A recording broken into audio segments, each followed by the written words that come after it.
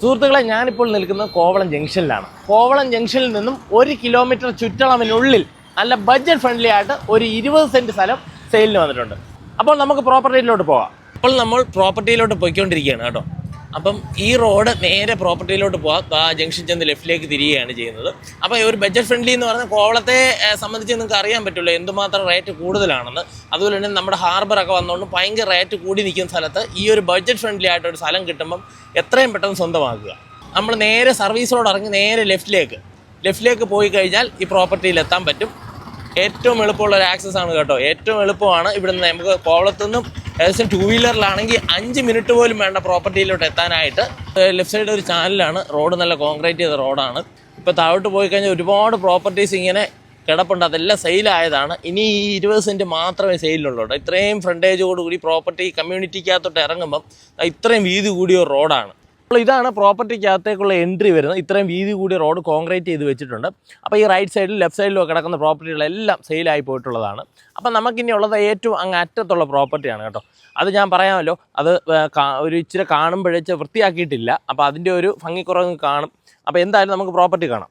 അപ്പോൾ ഇതാണ് നമ്മുടെ പ്രോപ്പർട്ടിയിലേക്കുള്ള വഴി. എന്തുകൊണ്ട് ഞാൻ പറയുന്ന 10 സെൻറ്റ് വീതം വാങ്ങിക്കുന്നവർക്കാണെങ്കിൽ നല്ല 2 അടിപൊളി ഫ്രണ്ടേജൊക്കെ ഇട്ടിട്ട് ഒരു വീട് ചെയ്യാൻ പറ്റും. ഇതാണ് നമ്മുടെ 20 സെൻറ്റ് വരുന്ന സ്ക്വയർ പ്ലോട്ട് കേട്ടോ.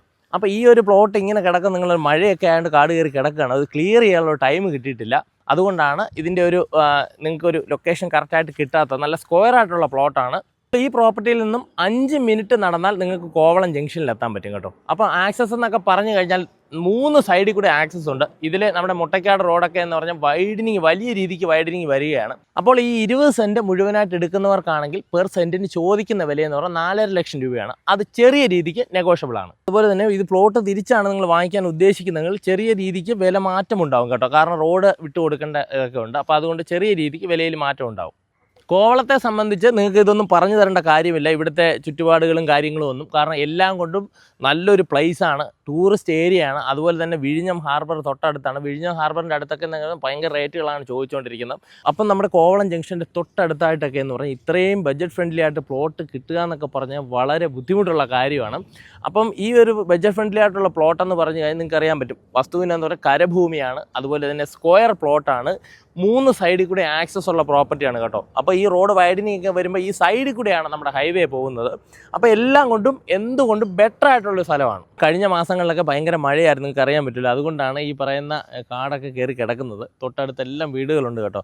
അതുകൊണ്ടാണ് ഈ കാട് കയറി കിടക്കുന്ന വിജനമായ പ്രദേശമായിട്ട് നിങ്ങൾക്ക് തോന്നുന്നത്. വന്ന് കണ്ടു കഴിഞ്ഞാൽ എന്തുകൊണ്ടും ഇഷ്ടപ്പെടുന്ന ഒരു പ്ലോട്ടാണ്.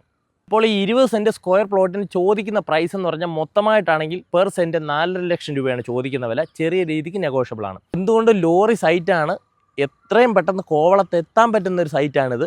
അപ്പോൾ ഇങ്ങനെയുള്ള ഒരു ബഡ്ജറ്റ് ഫ്രണ്ട്ലി ആയിട്ടൊരു സ്ഥലം വരുമ്പോൾ നിങ്ങൾ സ്കിപ്പ് ചെയ്ത് കളയല്ല. ഈ നമ്പറിൽ വിളിച്ചോ.